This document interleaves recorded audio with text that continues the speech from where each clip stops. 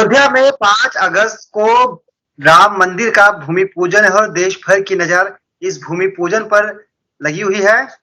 इस वक्त हमारे साथ बातचीत के लिए मौजूद हैं विश्व हिंदू परिषद के राष्ट्रीय अध्यक्ष आलोक कुमार जी। आलोक जी, पंजाब के इसी ग्रुप में आपका स्वागत है। जी धन्यवाद। आलोक जी, आप लोग एक लंबी लड़ाई लड़ते रहे, कोर्ट के अंदर भी कोर्ट के बाहर भी। अब वो सब चीजें दूर हो गई हैं और अब जिस वक्त का इंतजार लंबे समय से हो रहा था वो वक्त, वो घड़ी भी आने वाली है। क्या कहना चाहेंगे? सबसे पहले तो जाना चाहते हैं। हमारे लिए बहुत बहुत आनंद का दिन हो गया।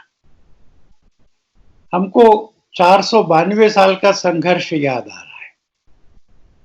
इस लड़ाई में मैं जब से हूं तब से दसियों बार मैंने अपनी आंखें बंद करके उस दृश्य को कल्पना की है कि हिंदुओं की पराजय के बाद विदेशी हमलावरों ने कैसे उस मंदिर को गिराया होगा।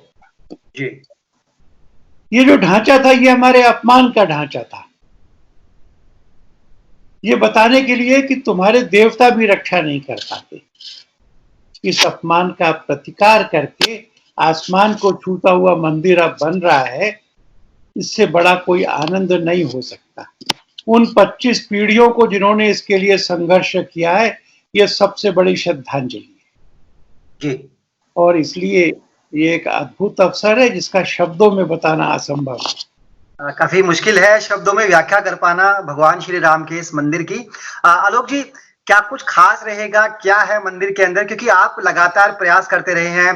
कहते हैं कि अलग अलग शहरों की मिट्टी से भी महकेगा राम मंदिर। आपने भी एक पूरी कैंपेन चलाई थी इसके लिए। सर, थोड़ा हमारे दर्शकों को समझाइए मंदिर में क्या कुछ खास है।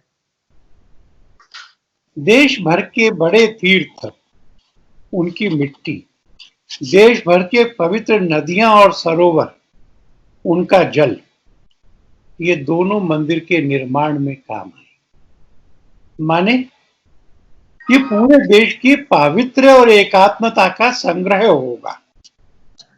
सारे देश की एकात्मता यहां से पुष्ट होगी। और ऐसा ही दृश्य उन 150 लोगों में होगा जो इस कार्यक्रम के लिए निमंत्रित किए गए। जी। भारत के सब धर्मों के लोग और भारत के अलग अलग वर्गों के धार्मिक नेता ये पधारेंगे। जिन लोगों का राम जन्मभूमि के संघर्ष में बलिदान हुआ, उसमें से कुछ के परिवार आएंगे। जो इस लड़ाई में शुरू से प्रमुख रहे, आगू रहे, वह लोग आएंगे।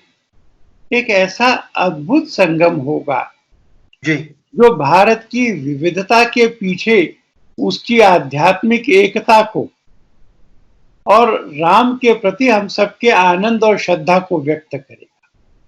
जी। आलोक जी, चांदी की ईंट, सिल्लियां, लोग कैश, सोना सब कुछ दान कर रहे हैं। लोग चाहते हैं कि जो धर्म नगरी अयोध्या में भगवान श्री राम का जो मंदिर बन रहा है वो अलौकिक हो। थोड़ा जानना चाहेंगे सर, 5 तारीख के लिए क्या तैयारियां की गई है? क्या शेड्यूल उस दिन का रहने वाला है? 5 तारीख के लिए पूजा चल रही है जी। और ये पूजा बढ़ती जाएगी।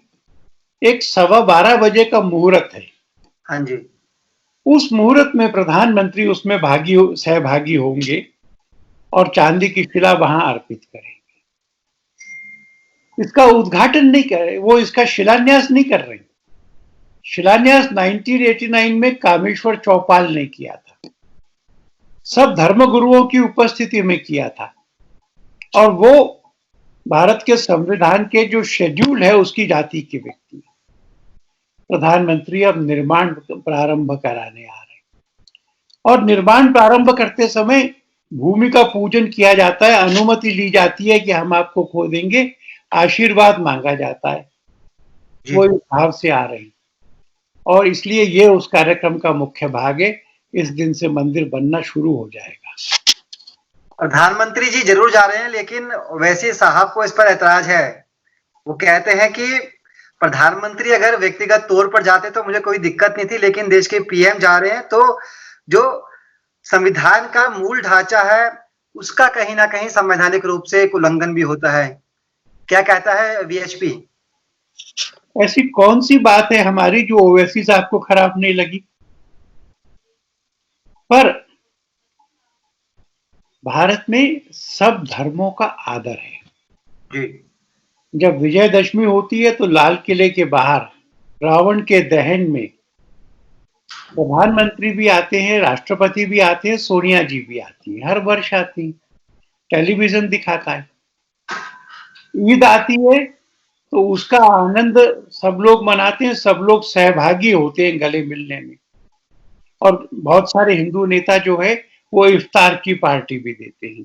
जी बुद्ध पूर्णिमा में बुद्ध के करुणा के संदेश मिलकर याद करते हैं। महावीर जयंती पर महावीर की वाणी को सब लोग स्मरण करते हैं।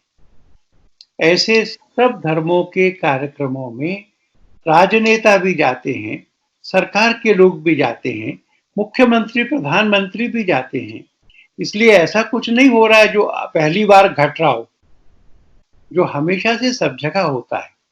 मैं धर्मनिरपेक्षता की उस परिभाषा को स्वीकार नहीं करता जो धर्मों का निषेध करती है। मेरी दृष्टि में धर्मनिरपेक्षता का मतलब है सब धर्मों का स्वागत, सबका सेलिब्रेशन, पर सरकार का कोई एक धर्म नहीं होगा। जैसे पाकिस्तान के कॉन्स्टिट्यूशन में है ना, आर्टिकल 1 में कि इस्लामी राष्ट्र है, सरकार सबको बराबर बरतेगी।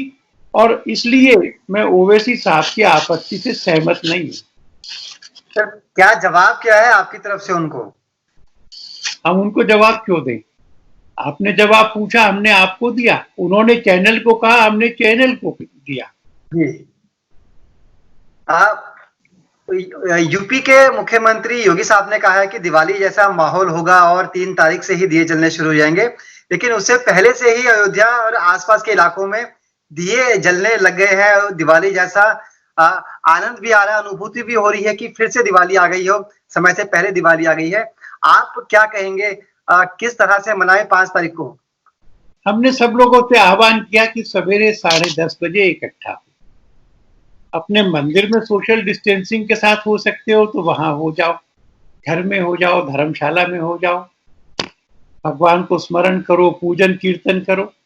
जब कार्यक्रम होगा तो कार्यक्रम देखो, उसके बाद में अयोध्या की ओर मुंह करके और पुष्प अर्पण करो भगवान को। शाम को 5 दिए जलाओ। इतनी प्रतीक्षा के बाद में आया हुआ ऐसा क्षण, मैं आपको बताऊं, जिस दिन फैसला आया था ना, जी मेरा मन था कि मैं पागल हो जाऊं, सड़क पे जाऊं, हाथ ऊपर उठाऊं, चिल्लाऊं, नाचूं, नारा लगाऊं, जय श्री राम, जय श्री राम। ऐसा अद्भुत क्षण कभी आता है? हमसे पहले की पीढ़ियों के जीवन में कभी नहीं आया ना। अशोक सिंघल, आचार्य गिरिराज किशोर, कितने लोग इस लड़ाई में लगे हुए चले गए कि स्वर्ग से देखेंगे जब मंदिर बनेगा। प्रत्येक भारतीय इसके आनंद में भाग ले, प्रत्येक भारतीय उस दिन भजन पूजन करे और शाम को दीपक जलाए।